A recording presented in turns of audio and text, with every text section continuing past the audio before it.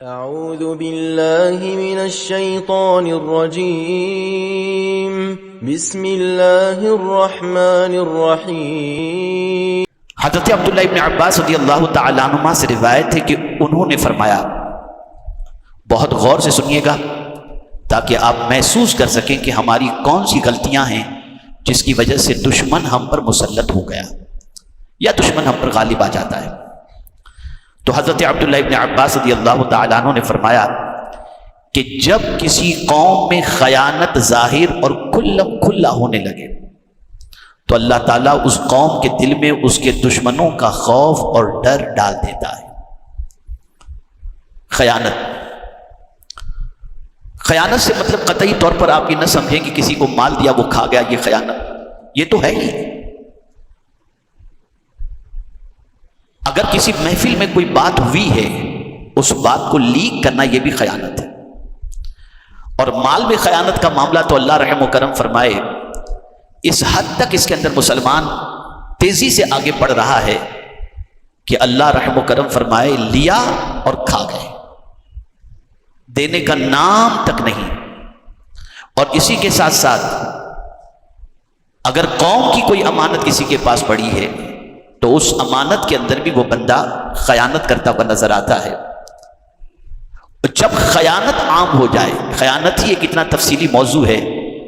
کہ اگر اسی پر گفتگو کی جائے تو وقت کافی چاہیے، لیکن میں صرف ان 5 چیزوں کا ذکر کروں گا جس کی میں نے تلاوت کی ہے۔ تو خیانت جب کھلا ہونے لگے تو فرمایا گیا دشمن کا رعب اور اس کا ڈر دل میں پیدا ہو جاتا ہے۔ قرآن مقدس میں اللہ عز و جل نے فرمایا یا ایھا الذین آمنوا لا تخونوا اللہ والرسول وتخونوا اماناتکم وانتم تعلمون، او کما قال، اے ایمان والو اللہ اور اس کے رسول کے معاملے میں خیانت نہ کرو اور نہ تمہارے معاملے میں خیانت کرو۔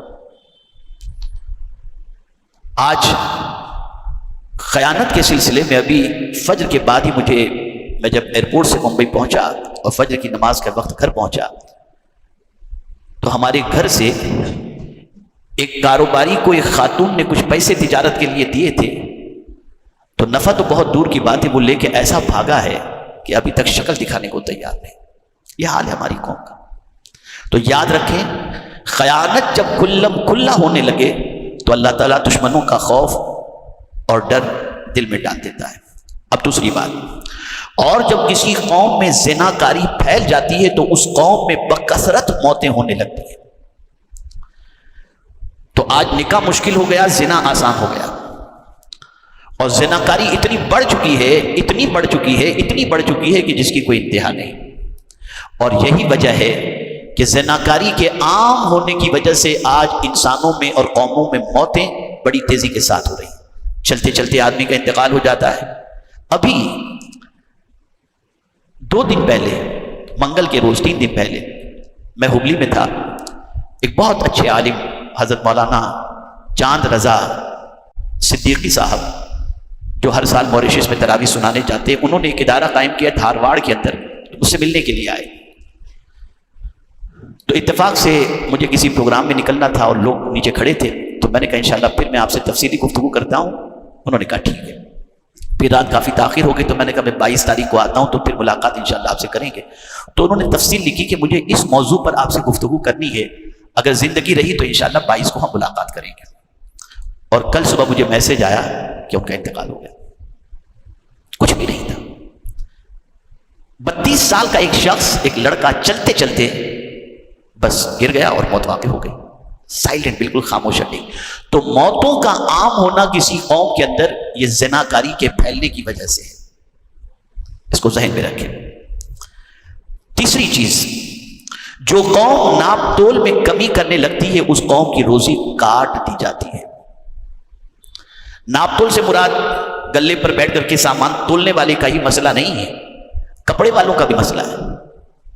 کھینچ کے میٹر بنانا اور تھوڑا سا کٹوتی کرنا۔ پیٹرول والوں کا بھی مسئلہ ہے، جو ڈیزل بھرتے ہیں، پیٹرول بھرتے ہیں، تو آپ دیکھتے ہوں گے اس میں تھوڑا سا بچ جاتا ہے اور اس ہاتھ کھینچ لیتے ہیں۔ جہاں بھی اس طریقے کی چیز ہوگی اور اس طریقے کا معاملہ ہوگا کہ لوگوں کے ساتھ دھوکہ کیا جائے اور دھوکہ دہی کا سلسلہ بڑھ جائے تو پھر روزی اللہ تعالیٰ کاٹ دیتا ہے۔ آج یہ حج کے سلسلے میں پرائیویٹ کا کوٹا وغیرہ جو کچھ بھی ہے وہ اپنی جگہ پر ہے، کیا ہوتا ہے کیا نہیں ہوتا مجھے اسے سروکار نہیں، لیکن کیا یہ سچ نہیں کہ بہت سارے ٹور آپریٹرز کا معاملہ یہ ہے کہ یہاں سے سستے میں لے کر جاتے ہیں اور پھر حاجیوں کو چھوڑ دیتے ہیں، حاجیوں کا پیسہ لیتے ہیں، کھا جاتے ہیں۔ جس قوم کے اندر اتنی ناشائستگی پیدا ہو جائے اور اتنی خیانت پیدا ہو جائے، اس قوم کو اللہ تعالیٰ کہاں سے ترقی عطا کر سکتا ہے؟ حج کے نام پر، عمرہ کے نام پر، قرض کے نام پر، بیماری کے نام پر، تنظیم کے نام پر، ادارے کے نام پر لوگ لوٹ رہے ہیں، اللہ ماشاء اللہ۔ یہ ساری چیزیں تنگدستی کی طرف لے جاتی ہیں، روزی میں کٹوتی پیدا کرتی ہیں۔ ایسے لوگوں پر اللہ تعالیٰ رزق کے دروازے کو بند تو نہیں کرتا لیکن ان کے رزق کو کاٹ دیتا ہے، ایسوں کو روزی نہیں ملا کرتی۔ اسی لیے قرآن مقدس میں اللہ عز و جل نے فرمایا وَأَحَلَّ اللَّهُ الْبَيْعَ وَحَرَّمَ الرِّبَا، اللہ نے تجارت کو حلال فرمایا اور سود کو حرام فرمایا،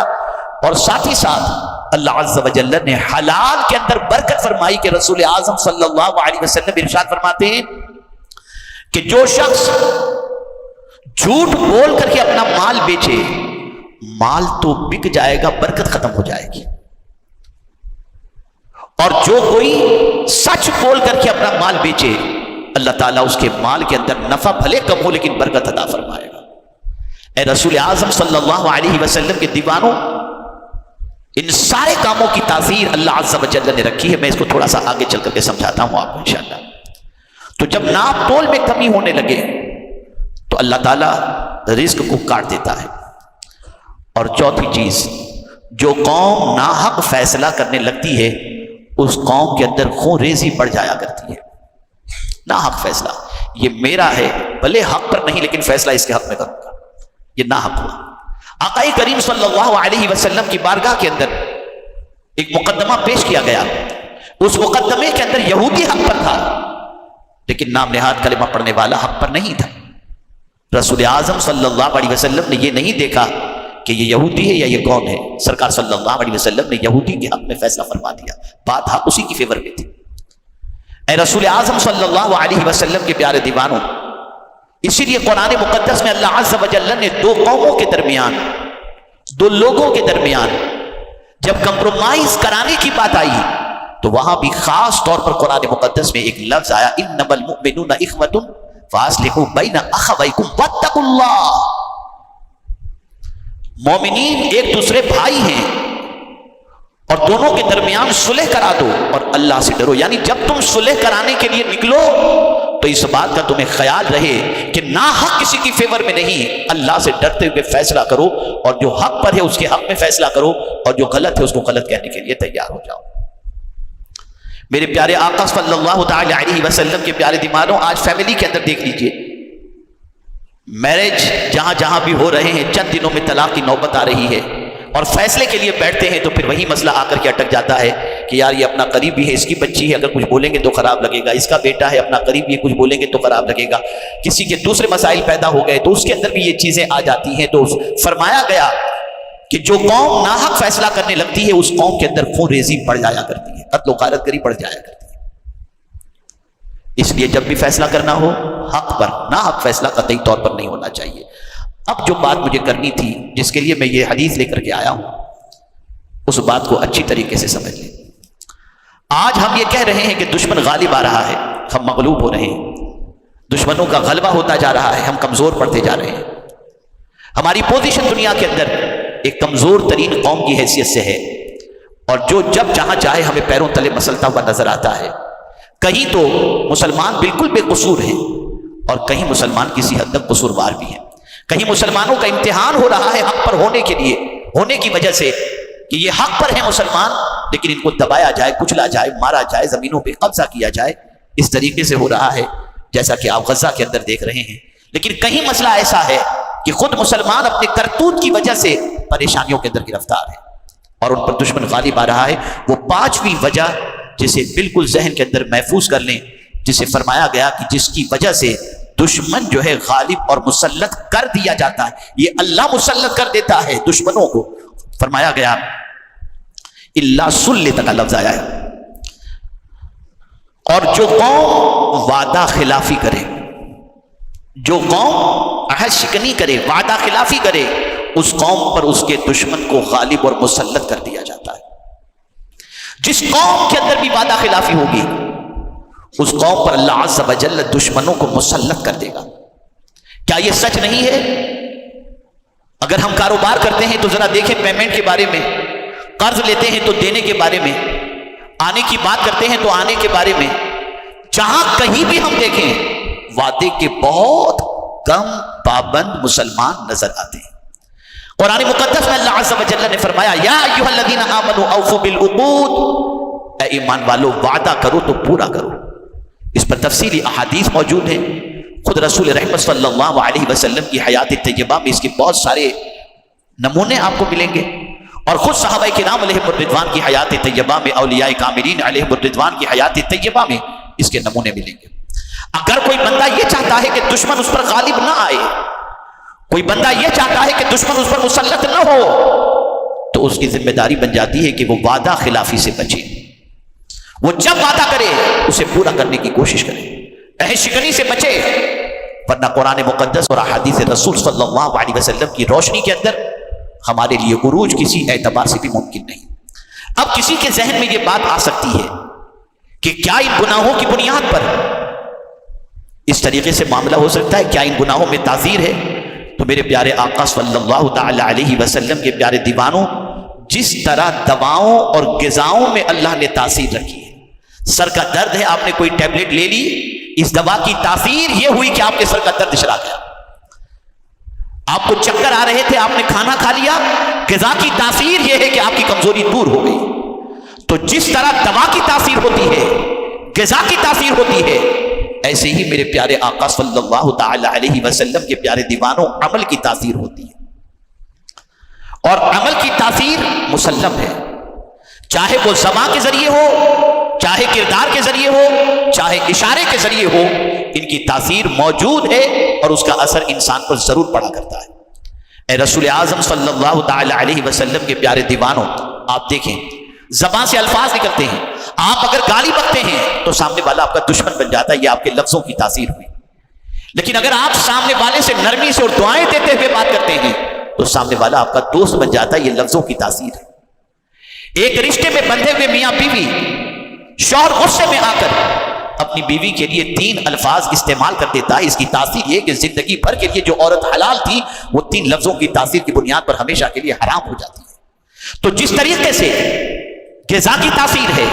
دوا کی تاثیر ہے، ایسے ہی الفاظ کی بھی تاثیر ہے، اور ایسے ہی اشاروں کی بھی تاثیر ہے۔ آپ نے کسی کو کہا چھوڑوں گا نہیں، سامنے والا دشمن بن گیا۔ آپ نے کسی سے کہا السلام علیکم، سامنے والا دوست بن گیا۔ اشاروں کی بھی تاثیر ہے۔ تو جس طرح ان چیزوں کی تاثیر ہے،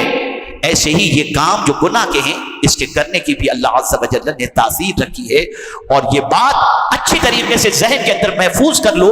کہ جب بھی کوئی خیانت کرے گا اس کے اندر اللہ بزدلی پیدا فرما دے گا، جب بھی کوئی وعدہ خلافی کرے گا اللہ اس پر ظالم اور دشمن کو مسلط کر دے گا، جب بھی کوئی ناحق فیصلہ کرے گا موتیں واقع ہونی شروع ہو جائیں گی۔ اس لیے ضرورت اس امر کی ہے کہ ہم اللہ کے رسول صلی اللہ علیہ وسلم، صحابہ کرام علیہم الرضوان اور قرآن کی تعلیمات پر عمل کریں۔ ہاں میں اتنا ضرور جانتا ہوں کہ ہماری قوم کی بے حسی کا عالم بھی اتنا ہو چکا ہے کہ العیاذ باللہ سینکڑوں خطابات ہوں، سینکڑوں دلائل ہوں، سینکڑوں ارشادات ان کے کانوں تک پہنچائے جائیں، اللہ ماشاء اللہ قوم جیسی ہے اسے 1 انچ بھی بدلنے کو تیار نہیں ہے۔ تو میرا یہ جملہ ذہن میں ہمیشہ کے لیے محفوظ رکھ لو، جب تک ہم نہیں بدلیں گے ہمارے حالات نہیں بدل سکتے۔